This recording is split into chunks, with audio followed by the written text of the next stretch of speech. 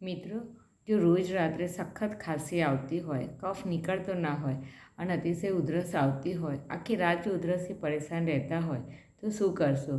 ફક્ત અડધો કપ ગરમ પાણી લો, એમાં 1/4 સ્પૂન એટલે કે 5 ચમચી જેટલી હળદર પાવડર, ચૂટકી પાવડર, ચૂટકી જેટલું સિંધવ મીઠું અને 1 ચમચી ગાયનું ઘી મિક્સ કરી દો અને એ જે ગરમ પાણી છે એને ઘૂંટડે ઘૂંટડે પી જાઓ અને આખી રાત આરામથી સૂઈ જાઓ.